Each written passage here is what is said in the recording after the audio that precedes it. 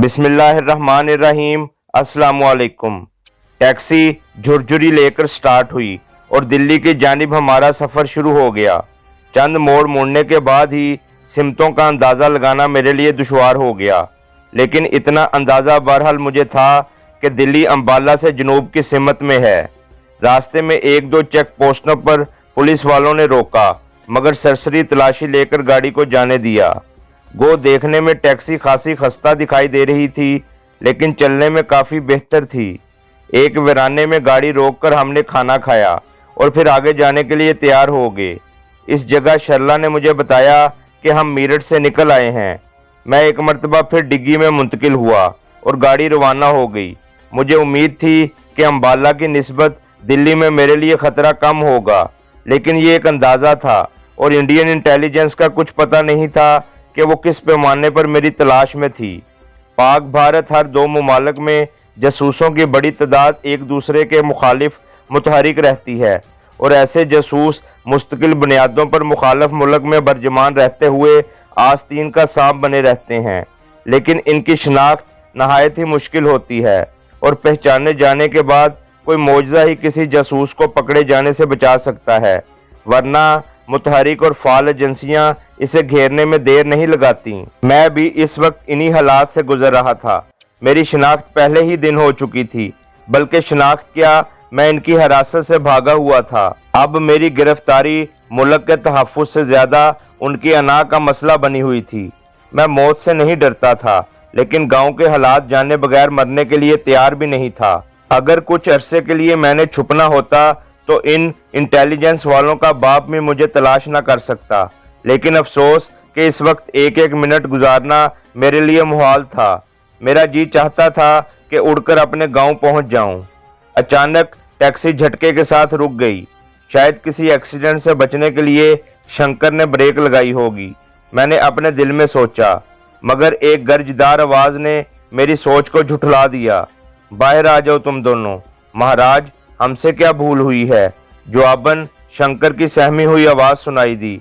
भूल के बच्चे, सुना नहीं कि गाड़ी से बाहर निकलो? पहली वाली गर्जदार आवाज़ आई। मेरा ख्याल है छोरी को साथ ले चलते हैं, कुछ मौज मेला लगा रहेगा। किसी दूसरे ने मशवरा दिया। वाह, क्या ज़ेन पाया है प्रिंस। वही पहले वाली गर्जदार आवाज़ सुनाई दी। इसीलिए हम तुझे प्लान मेकर कहते हैं। जोरू होता तो तेरा मुंह चूम लेता। दादा, बस तुम्हारी कृपा है। इसी असना में मुझे शर्ला की मिन्नत भरी आवाज़ सुनाई दी। भाई, भगवान के लिए हमें जाने दो, हमने बच्चे को अस्पताल लेकर जाना है। भगवान के लिए? वो दोनों कहका लगाकर हंसे। कौन सा भगवान और कौन सा वाहे गुरु? इनसे हम बहुत अरसे से पीछा छुड़वा चुके हैं। अब शैतान ही हमारा भगवान है और वही हमारा वाहे गुरु। ये गलीज अल्फाज दादा के मुंह से निकले थे, लेकिन हंसने वाले वो दोनों थे। इसका मतलब है उनकी तादाद दो है, मैंने अपने दिल में सोचा। अचानक टैक्सी का दरवाज़ा खुलने की आवाज़ सुनाई दी और इसके साथ ही शंकर की आवाज़ आई। महाराजा, विनती करता हूँ, क्षमा दे दो। जबकि शर्ला ज़ोर ज़ोर से रोने लग गई थी। उन्होंने गालबन शंकर को घसीटकर बाहर फेंका था और इनका इरादा लाजमन शर्ला और टैक्सी दोनों पर कब्जे का था। पहले तो मैंने सोचा कि जिस जगह वो टैक्सी रोककर किसी किस्म की गलत हरकत शर्ला के साथ करेंगे तो बेखबरी में इन पर जा पड़ूंगा, लेकिन फिर सोचा कि इस तरह टाइम के ज़ाया होने का खतरा था और शंकर की गैर मौजूदगी में हमारा दिल्ली पहुंचना मुश्किल हो जाता। इसके अलावा शंकर शर्ला का शौहर भी था, उसको बचाना भी मेरा फ़र्ज़ था। मैंने खतरा मोल लेते हुए इसी जगह हरकत में आने का फ़ैसला किया। यूं भी एहतियातन मैंने डिग्गी के लॉक के नीचे रस्सी का टुकड़ा रखा हुआ था, ताकि किसी भी सिचुएशन में मैं चूहेदान की तरह डिग्गी में ना फंस जाऊं, और वो एहतियात मेरे काम आ गई थी। एक झटके के साथ डिग्गी का ढक्कन उठाकर मैंने बाहर छलांग लगा दी। उस वक्त तक उनमें से एक शर्ला से बच्चा छीनने की कोशिश कर रहा था, जो कि एक चादर में लपेटकर शर्ला ने सीने से लगाया हुआ था, जबकि दूसरा नीचे गिरे शंकर की सिमत बढ़ रहा था, और इसका इरादा लाजमी तौर पर शंकर को आर्जी या मुस्तकिल खामोश करने का था। डिग्गी के खुलने की आवाज़ सुनकर वो दोनों चौंक कर मेरी जानिब मुतवज्जा हो गए थे। शर्ला के साथ जोर आजमाई करने वाला हल्की फुल्की जिसामत का टेडी नुमा शख्स था, और उसके बरक्स शंकर की सिमत बढ़ने वाला पहलवान नुमा आदमी कद में बामुश्किल मुझसे 1-2 इंच कम होगा, लेकिन जिसामत में दुगना था और मेरे ख्याल में इसी को दादा होना चाहिए था। वो दोनों मुझे खाली हाथ नजर आ रहे थे, शायद हथियार वगैरह उनकी जेब में पड़े हुए थे। ओए प्रिंस, ये कहाँ से निकला है? दादा अपनी मनहूस आवाज में गरजा। प्रिंस मजाहिया लहजे में बोला, दादा मेरा ख्याल है ये इस छोरी का कोई प्रेमी है, उसकी हिफाजत के ख्याल से डिग्गी में छुपकर सफर कर रहा था। हम एक रोड पर खड़े थे और मैं ज्यादा देर इनसे डायलॉग बाजी में वक्त नहीं गुजार सकता था, और ये तो मुझे खूब पता था कि वो लातों के भूत थे। उन्हें बातों से समझाना अपना वक्त ज़ाया करने के मुतरादिफ था, जबकि मेरे नज़दीक सबसे ज़्यादा अहमियत वक्त की थी। मैंने अपने दोनों टारगेट्स पर नज़र दौड़ाई। प्रिंस नामी शख्स मेरे लिए आसान टारगेट था, और उसको छोड़ देने की सूरत में दादा से लड़ाई के दौरान वो कोई हथियार निकाल कर सिचुएशन को पेचीदा कर सकता था। इसलिए मैंने पहले इसी को निशाना बनाने का फैसला किया। यूं भी मेरे उस्ताद सूबेदार मुराद साहब की नसीहत थी कि सबसे पहले अपने मुखालफिन की तादाद घटाओ, क्योंकि एक से ज़्यादा मुखालफ तुम्हें बेखबरी में आसानी से निशाना बना सकते हैं। और इस मौके पर वो एक अकेला 2-11 वाली कहावत ज़रूर सुनाया करते थे। मैं अपनी जगह से उछला और प्रिंस, जो दादा से अपने जोक की दाद चाहने के इंतज़ार में था, पे जा पड़ा। कनपट्टी पर लगने वाले बूट की ज़रब ने उसे दुनिया व माफिया से बेखबर कर दिया था, और मुझे यकीन था कि घंटे 1.5 घंटे में उसका होश में आना नामुमकिन था। उससे फारग होते ही मैं दादा की तरफ मतवज्जा हुआ।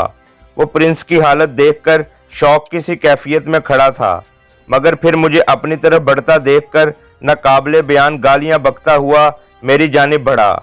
उसने पहलवानों के अंदाज में अपने दोनों बाजू दाएं बाएं फैला लिए थे। मैं समझ गया कि उसके पास सिर्फ ताकत थी, या अगर टेक्निक थी भी सही तो वो पहलवानों वाली हो सकती थी, जिसकी ज़रूरत फ्री स्टाइल लड़ाई में ना होने के बराबर पड़ती है। उसके करीब जाते ही मैं उछला और अपने दोनों पाँव उसकी छाती पर मारने की कोशिश की, मगर उसको समझने में मैंने गलती की थी। वो बिजली की सी तेज़ी से अपनी जगह से हट गया। वार खता होने पर मेरा पुख्ता रोड पर गिरना लाजमी हो गया, मगर मैंने आखिरी वक्त में अपने आप को संभाल लिया और शदीद चोट खाने से बच गया। जैसे ही मैं गिरकर खड़ा हुआ, मुझ पर क़यामत टूट पड़ी। दादा ने मुझे पूरी कुव्वत से पीछे से जफ्फा डाल दिया। ताकत के लिहाज से मैंने कभी अपने आप को कमज़ोर नहीं पाया है, लेकिन वो शायद जिन्नाती किस्म की कुव्वत का मालिक था कि मुझे अपना सांस घुटता हुआ महसूस हुआ। उसने मुझे बाजुओं के ऊपर से इस तरह जकड़ा हुआ था कि मैं कोहनी वगैरह का वार भी उस पर नहीं कर सकता था। मैंने अपने सर को जोर से पीछे की तरफ झटका दिया कि सर की अकबी चोट उसके नाक पर लगाऊं, लेकिन उसने अपना चेहरा बाएं सिमत में झुकाया हुआ था और मुझे अपने मकसद में नाकामी हुई। मैं तेज़ी से उसके शिकंजे से निकलने के मुतल्लिक सोचने लगा। अगर कुछ देर और वो इस हालत में मुझे रखने में कामयाब हो जाता तो मेरी मुदाफ़ाती कुव्वत बिल्कुल ख़त्म हो जाती और मैं हकीर कैंचुए की तरह मारा जाता। पहलवान नुमा दादा ने मुझे ऊपर उठाया हुआ था। इस तरह के मुझे जोर आजमाई करने में दिक्कत महसूस हो रही थी। अचानक एक फैसले पर पहुंचकर मैंने अपना बायां पाँव घुटने से मोड़ा और उसकी एड़ी पूरी कुव्वत से उसकी टांगों के दरमियान दे मारी। मैंने अपनी तरफ से पूरी कुव्वत इस्तेमाल की थी, मगर खातिर ख्वाह चोट उसको ना लग सकी। अलबत्ता उसकी गिरफ्त मेरे जिस्म पर थोड़ी सी कमज़ोर हुई और मेरे लिए इतना ही गनीमत था। मैंने अपने दोनों हाथों की उंगलियां एक दूसरे में फंसाईं और पूरी कुव्वत लगाकर अपनी कोहनियों को दाएं बाएं फैलाया। उसके हाथ आहिस्ता आहिस्ता फिसलते हुए ऊपर की जानिब खिसके। जैसे ही उसकी गिरफ्त मेरी कोहनियों पर ढीली हुई, मैंने अपनी बाईं कोहनी पूरी कुव्वत से उसकी पसलियों में दे मारी। उसके मुंह से आवाज़ निकली और मैं उसकी गिरफ्त से आज़ाद हो गया। मैं 2-3 कदम आगे दौड़कर फिर मुड़ा ताकि उसके अचानक दाव से बच सकूं, और मेरी ये एहतियात काम आ गई। मैं जैसे ही पीछे मुड़ा, मैंने देखा कि वो सांड की तरह सर झुकाकर मेरी तरफ दौड़ पड़ा था। अगर वो टक्कर मुझे लग जाती तो मेरा बचना मुहाल था। मैं उसकी सख्त जानी पर हैरान रह गया। कोहनी की इतनी शदीद ज़रब खाने के बावजूद उसको कुछ नहीं हुआ था। जैसे ही वो मेरे करीब पहुंचा, मैं तेज़ी से अपने दाएं सिमत में हटा और अगले लम्हे ही उसकी मोटी गर्दन मेरे बाएं बाजू के शिकंजे में थी। वो इतना तेजी में था कि मैं बेसाख्ता चंद कदम उसके साथ घसीटता चला गया, लेकिन ये इसकी जिंदगी के आखिरी कदम थे। और जैसे ही मेरे पाँव की मूवमेंट रुकी, मैंने अपने बाएं बाजू को मखसूस अंदाज में झटका दिया और कटाक की आवाज़ के साथ ही दादा का जिंदगी से राब्ता मुनक़ता हो गया। आखिरी लम्हे में उसने अपनी गर्दन मेरी गिरफ्त से आज़ाद कराने की कोशिश की थी, मगर उसकी जगह अगर कोई सांड भी होता तो अपनी गर्दन ना छुड़वा सकता था। वो तो फिर भी इंसान था।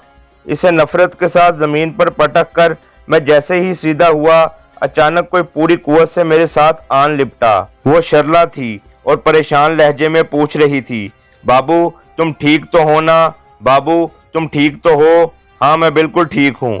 मैं आहिस्ता से उसकी गिरफ्त से निकलकर बोला, अब जल्दी करो, ये मेन रोड है, किसी भी वक्त कोई गाड़ी आ सकती है। हाँ हाँ चलो, वो टैक्सी की जानिब बढ़ते हुए बोली। शंकर सड़क से उठकर टैक्सी की फ्रंट सीट पर आड़ा तिरछा होकर बैठा था। पुख्ता सड़क पर गिरने की वजह से उसको अच्छी खासी चोट आई थी। ड्राइविंग कर लोगे? मैंने शंकर से हमदर्दाना लहजे में पूछा। हाँ हाँ क्यों नहीं, वो सीधा होता हुआ बोला। इसके बाद दिल्ली पहुंचने तक कोई खास वाकया पेश न आया। हम रात गए ही दिल्ली पहुंच सके। एक वीरान सी सड़क पर गाड़ी रोककर शंकर ने मुझे डिग्गी से निकाला और मैं गाड़ी की पिछली सीट पर मुंतकिल हो गया। किसी गैर मारूफ होटल के करीब उतार देना। टैक्सी के आगे बढ़ते ही मैं शंकर से मुखातब हुआ। होटल में क्यों? शर्ला तेजी से बोली। आप हमारे साथ रात गुजारें, मेरी बहन का घर बहुत बड़ा है। घर की बात नहीं है शर्ला, मैंने कहा। मुझे पता है कि तेरी बहन का घर बहुत बड़ा होगा, लेकिन मैं नहीं चाहता कि मेरी वजह से आप लोगों पर कोई मुसीबत आए। एक ही रात की तो बात है, वो मिस्र हुई, वो भी आधी रात गुजर चुकी है।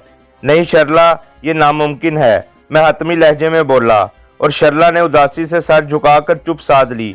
शंकर ने किसी किस्म का मशवरा देने की ज़रूरत महसूस न की। यहाँ तक कि हम एक छोटे से होटल के करीब पहुंचे। शंकर ने गाड़ी रोककर पूछा, महाराज ये होटल सस्ता भी है और रहाइश का इंतज़ाम भी काफ़ी अच्छा है, यहीं उतरना चाहेंगे या फिर कोई और होटल देखें? नहीं यही ठीक है। मैं गाड़ी से नीचे उतर आया। शर्ला ने खफगी से सर को नीचे झुका लिया था। उसके शोहर की मौजूदगी में मैं उसे किसी किस्म की तसल्ली नहीं दे सकता था, लेकिन फिर भी उसकी दिलजोई की खातिर बोला, शर्ला अपनी बहन का पता मुझे लिखवा दो, अगर मौका मिला तो मैं तुम्हें मिलने ज़रूर आऊँगा। वो पता बहुत आसान है, शर्ला धीरे से बोली। आर्मी अस्पताल के पीछे स्ट्रीट नंबर 2 में 10 नंबर क्वार्टर उनका है। ठीक है, जैसे ही मुझे मौका मिला मैं ज़रूर आऊँगा। कहकर मैंने शंकर से हाथ मिलाया और फिर शर्ला से हाथ मिलाकर वहां से चल पड़ा। भगवान तुम्हारी रक्षा करे, शर्ला धीरे से लहजे में बुड़बड़ाई और शंकर ने गाड़ी आगे बढ़ा दी। मैं उनको दिखाने की गर्ज से होटल के दरवाजे तक गया, लेकिन अंदर घुसने के बजाय आगे निकलता चला गया। मेरा इरादा वहां से आगे निकलने का था। इस मकसद के लिए मुझे बस अड्डे पर पहुंचने की फिक्र हुई। थोड़ा आगे चलने के बाद ही मुझे एक खाली टैक्सी मिल गई। लारी अड्डे। मैं पिछली सीट पर बैठा हुआ बोला और ड्राइवर ने सर हिलाते हुए गाड़ी आगे बढ़ा दी। मेरा अंदाजा था कि मैं आज आसानी से दिल्ली से आगे जा सकता था। शायद मुझे डायरेक्ट बम्बई की गाड़ी मिल जाती और बम्बई पहुंचने के लिए मेरा काम आसान हो जाता। मुझे उम्मीद थी कि समुंदर के रास्ते में बगैर किसी खतरे से पाकिस्तान में दाखिल हो जाता और उसके बाद अपने इलाके में पहुंचना कोई मुश्किल ना होता। मैं मुस्तकबिल के मंसूबे बनाने में गुम था कि टैक्सी एक झटके से रुकी। मैंने दाएं बाएं देखा तो वो एक ज़ेरे तमीर इमारत के अंदर आकर रुकी थी। मैंने लारी अड्डे का बताया था। मेरे लहजे में हैरानी थी, मगर ड्राइवर मेरी बात का जवाब दिए बगैर फ्रंट सीट का दरवाज़ा खोलकर नीचे उतर गया। मुझे गड़बड़ का एहसास हुआ और मैं भी जल्दी से दरवाज़ा खोलकर टैक्सी से बाहर आ गया। इसी असना में मुझे अंदरूनी कमरे से 3 अफराद बाहर आते दिखाई दिए। तीनों ने हाथों में हथियार थामे हुए थे, जिनका रुख मेरी जानिब था। ड्राइवर ने भी अपनी जेब से रिवाल्वर निकालकर मुझ पर तानते हुए कहा, आप हाथ उठाने का कष्ट करेंगे? मैं अपने हाथ सर बुलंद करते हुए बोला, मेरे पास क्या है ब्रदर जो आप लूटेंगे? कोई तगड़ी असामी तो देखनी थी। ये तो तुम्हारी तलाशी लेने पर ही पता चलेगा ना, टैक्सी ड्राइवर मकरू आवाज में बोला। बाकी तीनों भी उसके साथ आकर खड़े हो गए थे। वो कोई छोटी मोटी वारदातें करने वाला गिरोह था। ऐसे ग्रोहों का काम अकेले मुसाफिरों को लूट लेना है, किसी राहगीर की जेबों का बोझ हल्का कर लेना, दुकान का ताला तोड़कर नकदी सामान वगैरह ले उड़ना वगैरह होता है। किसी बड़े काम में हाथ डालने से ये लोग ज्यादातर एहतियात बरतते हैं, अलबत्ता वक्त पड़ने पर किसी को कत्ल करने से भी नहीं चूकते। इस किस्म के ग्रोह भारत के मुख्तलिफ शहरों में मकड़ी के जालों की तरह फैले हुए हैं, खसूसन बम्बई तो उनका गढ़ है। आज पाकिस्तान में भी ऐसे ग्रोहों की तादाद बढ़ रही है। सिंध वाली साइड पर तो शाम के बाद अकेले बंदे का रात को बाहर निकलना दोबर हो गया है। बिल्ले इसकी तलाशी लो। ड्राइवर उनमें से एक से मुखातब होकर बोला। Okay boss. बिल्ला नामी शख्स बड़े स्टाइल से अपना पिस्तौल दाएं से बाएं हाथ मुंतकिल करता हुआ मेरी जानिब बढ़ा। मैं उसे आड़े हाथों लेने के लिए तैयार हो गया, मगर इससे पहले कि वो मेरे करीब पहुंचता, सड़क से गुजरने वाली किसी गाड़ी की हेडलाइट्स की रोशनी हम पर पड़ी। और ऐसा चार दीवारी के मुकम्मल ना होने की वजह से हुआ था। लेकिन ऐसी वारदातें करने वाले इन बातों से नहीं घबराते, क्योंकि वो जानते हैं कि आम लोग ये सब कुछ नज़रअंदाज करके गुजर जाने वाले होते हैं। पराई आग में कौन कूदता है? कोई बहुत नेक हुआ भी तो वो थाने इतला देकर अपने फर्ज से सुबकदोश हो जाता है। और पुलिस एक्शन लेने में जितनी तेजी करती है उससे कौन ना वाकिफ है। मगर उस वक्त इनकी बदकिस्मती या मेरी खुशकिस्मती कि गाड़ी के ड्राइवर ने यह मंजर देखने के बाद अपनी गाड़ी का रुख उसी तरफ कर लिया। ये कौन है? टैक्सी ड्राइवर जो इस ग्रोह का सरगना था, उसने नाकाबिले बयान गाली देते हुए कहा। लेकिन जैसे ही उसने चुंधियाई आंखों से उधर देखा और इसे गाड़ी की छत पर रंग बिरंगी रोशनी वाली लाइटें नजर आईं, तो वो चीखा, बाप रे बाप, ये तो पुलिस है, भागो। तमाम ने अंदरूनी इमारत की तरफ दौड़ लगाई। पुलिस का नाम सुनते ही मेरे दिमाग को झटका सा लगा। छोटे खतरे से मैं बड़े खतरे में घिरने वाला था। मैंने भी इमारत के दाहिनी जानिब दौड़ लगा दी। मुझे अपने पीछे पुलिस की ललकार और हवाई फायर सुनाई दिया, लेकिन मैंने रुकने की जरूरत महसूस नहीं की। रुकने का मतलब था गिरफ्तारी, जिसका मैं बिल्कुल मुतहम्मिल नहीं हो सकता था। जेर तमीर इमारत की चार दीवारी से निकलकर मैं जूं ही आगे बढ़ा, मुझे दूसरी जेर तमीर बिल्डिंग नजर आई और मेरा रुख उस तरफ हो गया। पुलिस वालों की आवाजें पहली इमारत की अंदरूनी जानिब से सुनाई दे रही थीं। ये मेरी जिंदगी का पहला मौका था जब मैंने पुलिस को किसी के काम आते देखा। दूसरी जेर तमीर इमारत से गुजरता हुआ मैं उसके अकबी जानिब निकला और सामने मौजूद पहली गली में घुसकर बजाय दौड़ने के तेज कदमों से चलता हुआ वहां से दूर जाने लगा। स्ट्रीट लाइट्स की रोशनी में गली दूर दूर तक खाली दिखाई दे रही थी। पे दर पे हादसों ने मुझे किसी मंसूबे पर अमल दरामद करने के काबिल नहीं छोड़ा था। मैं सोचता कुछ था और होता कुछ था। भारत की सरजमीन मेरे लिए दलदल की हैसियत इख्तियार कर चुकी थी। मैं इस दलदल से निकलने के लिए जितने हाथ पांव मार रहा था, उतना ज्यादा नीचे धंसता जा रहा था। अगर टैक्सी ड्राइवर ने मुझे सीधा अड्डे पर पहुंचा दिया होता तो शायद अब तक मैं बम्बई की तरफ गामजन होता। बहरहाल ये कानून फितरत है कि आदमी जो चाहता है अमूमन उसके बरअक्स नतीजा निकलता है। और जब तक रब की मर्जी थी, मेरा भारत से निकलना दुश्वार था, लेकिन मैं रब की रजा पर राजी होते हुए भी हाथ पांव मारने पर मजबूर था कि यही मेरे बस में था। मैंने अपनी पूरी कोशिश करनी थी। हाथ पर हाथ धरे बैठे रहने का मतलब था मैंने शिकस्त तस्लीम कर ली है और रब की रहमत से मायूस हो गया हूँ। मगर मायूसी कुफर थी और शिकस्त तस्लीम कर लेना मेरा शेवा नहीं था। मेरी रगों में गंडा पूरी खून दौड़ रहा था। मैं किसी कीमत पर भी हार मानने को तैयार नहीं था। मैं तेज कदमों से चलता उस जगह से दूर हटता जा रहा था। वैसे भी मुश्किल था कि पुलिस वाले हमारे ताक़ुब में आते। यही बहुत था कि उन्होंने वारदात होती देखकर उसके खिलाफ एक्शन ले लिया था। थोड़ी दूर जाने के बाद गली बाएं जानिब मुड़ गई। मैं जैसे ही मुड़ा, मुझे सामने से दो बंदे आते दिखाई दिए। उनको देखते ही मैंने पहचान लिया। उनमें से एक ड्राइवर और दूसरा बिल्ला नामी आदमी था। बाकी दो शायद किसी और रास्ते से फरार हुए थे। इन दोनों ने मुझे भी देख लिया था और स्ट्रीट लाइट की रोशनी में मुझे पहचानने में उन्हें देर न लगी। मेरा इरादा हुआ कि उनके संभलने से पहले ही उन पर जा पड़ूं, मगर वो अभी मेरे से 10-15 गज दूर ही थे कि रुक गए और उनके हाथ अपनी जेबों में गायब हुए। और जब बाहर आए तो हथियार उनके हाथों में थे। मैंने भी बिजली की सी तेजी से कोबरे से हासिल किया हुआ पिस्तौल निकालकर उन पर तान लिया। जारी है।